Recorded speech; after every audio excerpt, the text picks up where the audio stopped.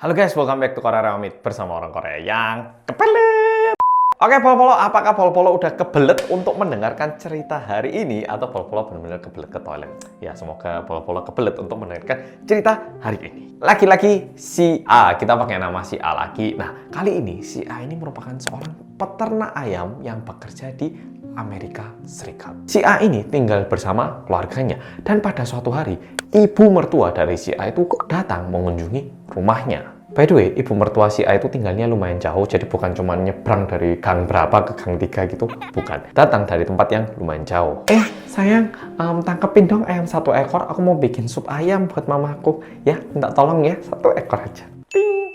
Aku ngerti itu agak menjijikkan, tapi untuk memahami kontennya lebih lagi mohon ditahan. Karena mamanya datang, tentu istri si A itu pengen masak buat mamanya. Oh, oke yang ini ayam ternakan kita kan, bukan dari supermarket kan ya maksudnya? Oke, siap, tak ambilkan. Tunggu bentar ya sayang ya. Si A langsung pergi ke kandang ayamnya untuk mengambil ayam untuk diberikan kepada istrinya. Tetapi ditunggu-tunggu hingga 30 menit, si A itu nggak kembali-kembali. Sehingga istri bersama mamanya, alias mama mertua dari si A, itu pergi ke kandang ayam untuk ngecek. Ini si A ngapain sih nggak balik-balik? Karena jujur si A itu memang pekerjaannya sebagai peternak ayam dan dia itu sangat ahli gitu loh. Kalau nangkap ayam terus disuruh potong, itu cepet banget. Biasanya 15 menit itu udah beres. Jadi agak aneh gitu loh. Kok hari ini 30 menit nggak selesai-selesai? Akhirnya mereka berdua ini pergi ke kandang ayam. Habis gitu istrinya ini buka pintu kandang ayam sambil, "Yang kamu di sini sayang." Nah, terus kebetulan si A itu kelihatan gitu loh di situ, lagi jongkok gitu. Didatangi sama istri si A, terus dipegang pundaknya gini. Yang kamu kenapa?" Dan kelihatan mukanya si A itu agak pucat. Istrinya itu terus-menerus ngajak bicara si A, tapi si A gak membalas. Sampai-sampai ibu mertuanya juga ikutan manggil. "Nak, kamu kenapa nak? Kamu nggak apa-apa nak?" Tidak lama setelah itu, si A ini memberi sebuah respon, tapi responnya ini bukan berupa kata-kata, melainkan kayak gini.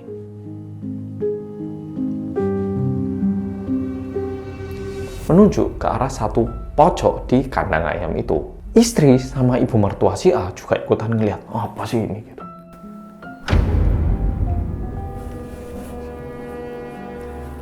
Yang mereka lihat adalah seekor ayam yang besar, tegar, berjalan, dan juga ya, mirip sama ayam normalnya. Udah gitu dia juga berusaha melicinkan ataupun kayak menyisir bulunya. Bener-bener kayak ayam biasa. Cuman gak ada kepalanya. Gak ada kepala. Kok bisa gak ada kepalanya? Gimana ini? Dan sebenarnya yang terjadi adalah si A setelah disuruh sama istrinya untuk bawa ayam, dia itu pergi ke kandang. Terus dia ini ngelihat 1 ekor ayam jantan yang berusia sekitar 5,5 bulan. Seperti biasanya, dia ambil kapak dan juga nangkap ayamnya. Ayamnya ini udah dipegang, udah dibuat nggak bisa lari.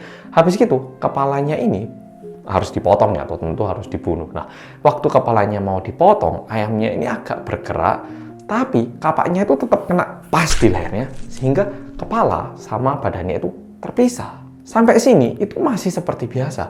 Tapi ayam yang udah terpisah dari kepalanya ini tiba-tiba bergerak sampai bisa lepas dari tangannya si A. Habis gitu, ini badannya ayam itu berjalan ke pojok kandang yang tadi mereka lihat itu.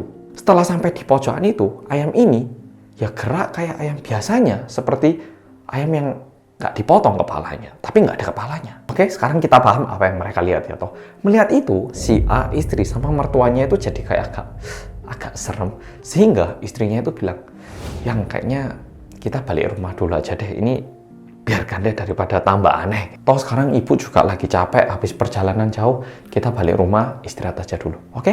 Setelah itu, istri si A itu mengangkat 1 kotak kayu yang biasanya digunakan untuk menyimpan apel. Dan ternyata istri dari si A ini membawa kotak kayu ini lalu menutup ayamnya. Jadi kotaknya kayak gini dibalik biar ayamnya itu terperangkap di dalam kotak itu. Dan ayam yang terperangkap di dalam itu juga terus berusaha gerak, jadi terus kayak dipukul-pukul gitu kotak kayunya. Melihat itu, si A sama istrinya itu jadi lebih nggak enak lagi. Waduh, ini ayam bener-bener kayaknya masih pingin hidup ini. Udah gak ada kepala pun, dia ini masih terus berusaha untuk menunjukkan kalau dirinya ini nggak mati gitu. Nah, melihat itu, akhirnya si A ini juga mikir, aduh, kasihan juga nih. Kayaknya juga tak kasih makan aja deh gitu. Tapi kalau ayam biasa kan dikasih bibit terus gini kan ya toh. Tapi karena nggak ada kepala, tentu ini ayam nggak bisa makan seperti ayam biasanya. Sehingga makanannya itu dilunakkan dan dimasukkan melalui lubang di lehernya karena udah nggak ada kepalanya. Dan sambil ngasih makan pun si A sama istrinya mikir, ya paling-paling ini ayam bertahan yo beberapa jam ya, nggak bakal lama, ya udahlah kita coba berikan yang terbaik meskipun udah kayak gini. Tapi ayam ini lumayan unik. Dilihat besok masih hidup. 2 hari setelah itu masih hidup. 1 minggu setelah itu juga masih hidup. Minggu depannya masih hidup. Bahkan 1 bulan ini ayam masih hidup. Akhirnya di tempat tinggalnya si A ini satu kampung itu jadi tahu, sehingga orang-orang itu mulai datang terus ngelihat gitu loh. Mana sih ayam yang katanya nggak ada kepala tapi hidup? Loh, sungguhan ya. Nah ini nyebar lagi sampai koran-koran, media-media itu datang meliput tentang ayam ini. Dan bahkan ada satu promotor yang datang untuk memberi tawaran gini ke si A. Bapak, gini Pak, kan ayam Bapak ini lumayan unik. Kita bikin acara aja Pak, ayamnya kita bawa keliling, kita tunjukkan kepada orang-orang. Nah itu bisa menghasilkan uang itu Pak. Gimana Pak?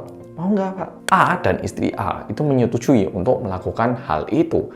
Akhirnya ayam yang nggak ada kepalanya ini mereka bawa ke beberapa kota, dan tentunya di setiap kota yang mereka kunjungi, orang-orang itu semua pada kaget dan selalu banyak banget orang-orang yang datang kayak berkerumun untuk melihat kebenarannya.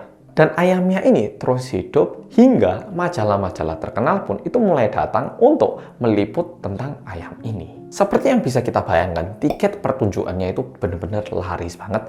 Bahkan pendapatan yang diterima oleh si A itu mencapai 4-5 kali lipat gaji tahunan satu orang dewasa per bulannya. Nggak cuman itu, harga jual beli ayam yang nggak ada kepalanya ini pun menjadi mahal. Harga ayamnya ini mencapai gaji 10 tahun orang dewasa. Dan kejadian mistis ini terus berlanjut hingga 1,5 tahun. A yang dulunya itu merupakan cuman seorang peternak ayam, hidupnya itu berubah banyak, tetapi keajaiban ini tidak berlanjut begitu lama ternyata. Karena suatu hari setelah selesai acara, si A bareng istri bersama ayam kesayangannya ini, mereka kembali ke hotel, dan waktu mau tidur, tiba-tiba ada suara burung kayak tercekik gitu. Nah, si A terbangun dan setelah dilihat, ternyata ada sebagian sisa makanan yang kayak tersangkut di lehernya. Dan ini lumayan umum terjadi. Nah, untuk mencegah itu, si A pun biasanya membawa suntik untuk membersihkan kayak dahak ataupun sisa makanan itu. Tapi, kebetulan waktu itu, suntiknya ini ketinggalan di tempat penampilan ataupun tempat performnya itu tadi. Dan akhirnya, ayamnya pun mati karena tidak bisa bernafas. Cerita tentang matinya ayam tanpa kepala ini menjadi begitu viral, bahkan orang-orang kampung dan juga si A tentunya, mereka semua itu merindukan ayam tanpa kepala ini. Dan sampai-sampai kota asal si A ini pun, mereka ini membuat 1 hari untuk memperingati hari matinya si ayam tanpa kepala ini. Karena mereka semua merindukan ayam tanpa kepala ini. Oke, cerita hari ini sampai di sini. Gimana? Apakah menurut Pol-Polo ini beneran atau bohongan? Kalau didengar ini kayak bohongan, tapi yuk kayak beneran juga. Nah, ini bakal lebih menantang lagi kalau Pol-Polo bener-bener pikirkan ojo di Google. Oke, jadi cerita kali ini sampai di sini. Sampai jumpa besok dengan cerita yang lebih membingungkan lagi.